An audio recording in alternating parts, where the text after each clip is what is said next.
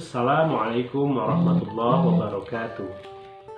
Hadirin semua yang dirahmati oleh Allah Subhanahu wa taala, bertemu lagi dengan saya Wildan Nur Hidayat dalam mata kuliah teori pembelajaran bersama dosen kita tercinta Ibu Nurmaliha PhD. Pada kesempatan kali ini saya akan membahas sebuah teori yang tentu saja kita semua sudah tidak asing lagi dengan nama dari seorang tokoh psikologi humanistik yang sangat populer dengan hierarki segitiganya. Dalam pembahasan kali ini, izinkan saya untuk memberikan sebuah pemaparan berdasarkan judul yang tadi diberikan, yaitu Teori Abraham Maslow beserta implementasinya terhadap pembelajaran agama Islam. Sebelum kita masuk ke teori Abraham Maslow, saya ingin memberikan sebuah kata pengantar bahwasanya psikologi humanistik merupakan aliran psikologi yang berlandaskan pada eksistensialisme, yaitu paham yang menolak menempatkan manusia semata-mata sebagai hereditas atau lingkungan. Aliran ini menganggap bahwa setiap individu memiliki kebebasan untuk memilih tindakan, menentukan sendiri nasib atau eksistensinya. Dalam pembahasan kali ini, sebelum kita membahas teori Abraham Maslow, saya ingin sejenak meruntutkan keberadaan teori belajar Abraham Maslow ini dengan teori humanistik. Jadi, teori belajar humanistik merupakan salah satu teori belajar yang paling abstrak di antara teori-teori belajar yang lain, karena lebih banyak membicarakan gagasan tentang belajar yang paling ideal daripada memperhatikan apa yang bisa dilakukan dalam keseharian. Teori belajar humanistik memiliki tujuan untuk memanusiakan manusia. Belajar dalam teori humanistik dikatakan berhasil jika peserta didik bisa memahami lingkungan dan dirinya sendiri. Dalam masalah teori humanistik ini, ada beberapa pendapat tokoh terkait teori humanistik. Pada kesempatan kali ini, saya akan membahas salah satu tokoh yang memegang teguh aliran teori belajar humanistik, yaitu teori Abraham Maslow. Pertama-tama, sebelum kita membahas terlebih lanjut, dalam pemaparan kali ini saya akan memberikan sebuah gambaran isi dari hal-hal yang ingin saya bicarakan. Pertama, biografi Abraham Maslow. Kedua, pemikiran Abraham Maslow tentang teori belajar humanistik. Ketiga, hierarki kebutuhan menurut Abraham Maslow. Yang keempat, implementasi belajar humanistik Abraham Maslow dalam pembelajaran PAI. Abraham Maslow merupakan seorang ahli psikologi yang dilahirkan di kota Brooklyn tahun 1908. Beliau merupakan seorang yang banyak sekali memberikan inspirasi dalam teori kepribadian. Dan beliau juga merupakan seorang pelopor dari aliran psikologi humanistik. Orang tuanya berasal dari Rusia yang merupakan keturunan dari bangsa Yahudi, dan dia merupakan anak pertama dari 7 orang bersaudara. Pada tahun 1928, Abraham Maslow menikah dengan saudara sepupunya sendiri, yaitu Bertha Goodman. Dia menikah ketika sepupunya masih berusia sekolah menengah atas. Kemudian pada tahun 1934, Abraham Maslow mendapatkan gelar doktor PhD-nya dalam bidang psikologi dari Universitas Wisconsin. Selanjutnya, pada tahun 1970, Abraham Maslow menghabiskan waktunya di California dan meninggal karena penyakit jantung yang dideritanya. Itu adalah sedikit gambaran singkat tentang biografi dari Abraham Maslow. Kemudian, dalam esensi teori Abraham Maslow yang merupakan teori humanistik belajar, dapat kita ketahui beberapa hal penting lainnya. Yang pertama adalah Esensi teori Abraham Maslow, teori belajar humanistik. Dalam step pertama, Abraham Maslow mengatakan bahwa seseorang berperilaku pada dasarnya ditujukan untuk memenuhi kebutuhan yang bersifat hierarkis.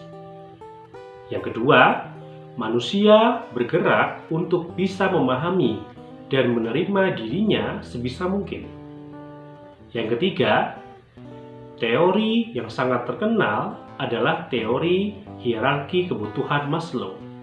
Yang keempat, kebutuhan manusia bertingkat dari yang paling rendah, yang bersifat dasar atau fisiologi, sampai dengan tingkat tertinggi, yaitu aktualisasi diri.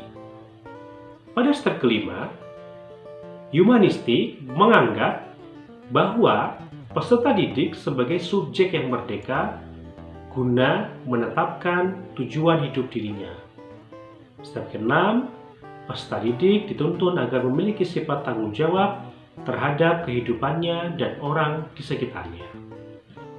Selanjutnya, dalam hierarki kebutuhan, Abraham Maslow membuat sebuah piramida.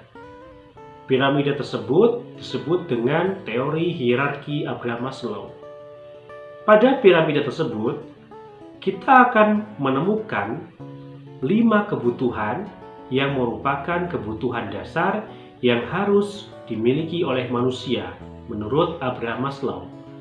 Yang pertama adalah psychological needs atau kebutuhan fisiologi atau kebutuhan dasar seperti makan dan minum. Yang kedua adalah kebutuhan safety needs, di mana manusia membutuhkan rasa aman dan nyaman dan tentram, seperti terhindar dari kriminalitas, binatang buas, diejek, direndahkan, dan lain sebagainya. Pada tingkat yang ketiga adalah kebutuhan social needs, kebutuhan untuk dicintai dan disayangi, seperti bagaimana rasanya dianggap dalam sebuah komunitas misalnya. Yang keempat adalah esteem needs, di mana kebutuhan untuk dihargai, seperti bagaimana rasanya dibutuhkan untuk kepercayaan dan tanggung jawab dari orang lain. Yang terakhir, yang kelima, adalah self-actualization, di mana self-actualization ini merupakan puncak dari hierarki teori kebutuhan menurut Abraham Maslow, yaitu kebutuhan aktualisasi diri untuk membuktikan dan menunjukkan dirinya terhadap orang lain. Dalam pemikiran Maslow, penting kita ketahui untuk memahami pendekatan hierarki kebutuhan. Di antaranya adalah 1. Kebutuhan yang sudah terpuaskan akan berhenti memberikan motivasi.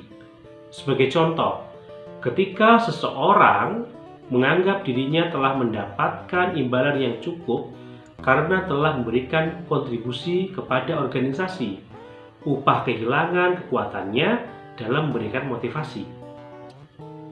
Contoh yang kedua, hal pokok lainnya adalah kebutuhan yang tidak terpuaskan dapat menyebabkan rasa frustasi, konflik, dan stres.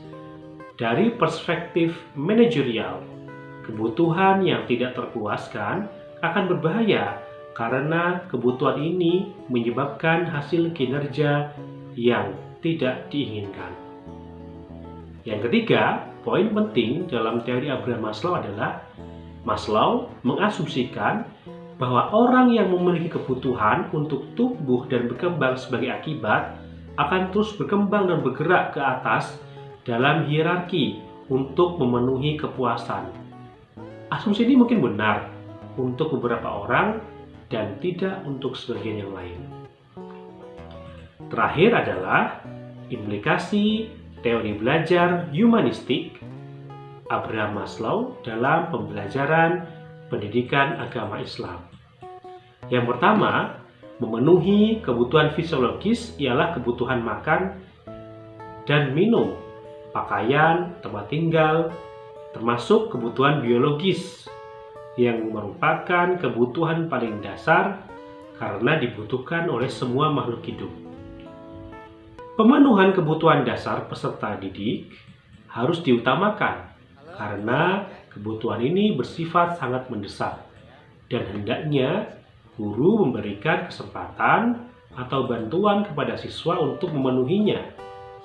Dalam pembelajaran PAI, sebelum memutuskan cara pembelajaran apa yang pantas diterapkan pada pembelajaran PAI, hendaknya para pendidik mengetahui terlebih dahulu keterlibatan kebutuhan-kebutuhan yang menjadi dasar motivasi dalam mencapai tujuan pembelajaran PAI, mengakomodasi kebutuhan rasa aman secara fisik. Kedua, mengakomodasi kebutuhan rasa aman secara fisik maupun psikis. Aman secara fisik seperti terhindar dari kriminalisasi, teror, binatang buas, orang lain, tempat yang kurang aman, dan sebagainya.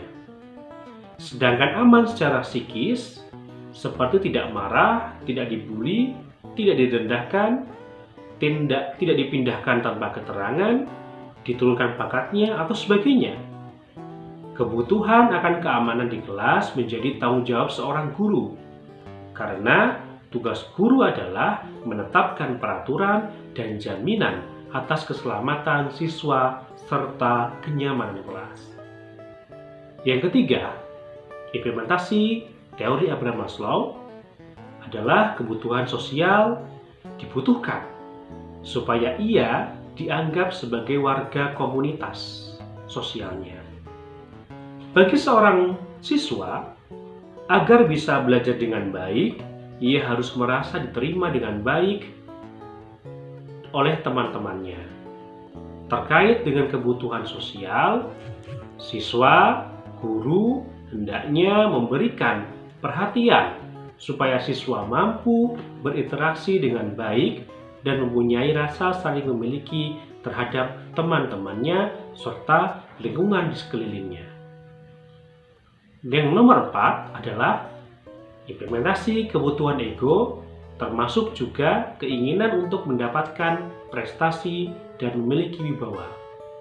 Seseorang membutuhkan sebuah kepercayaan serta tanggung jawab dari orang lain dalam pembelajaran dengan memberikan tugas-tugas yang menantang, maka siswa akan terpenuhi egonya.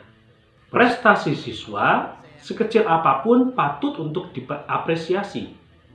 Memberikan sebuah penghargaan pada peserta didik mampu memotivasi siswa untuk meningkatkan prestasi. Sekian dari saya. Wabillahi taufiq wal hidayah. Assalamualaikum warahmatullahi wabarakatuh.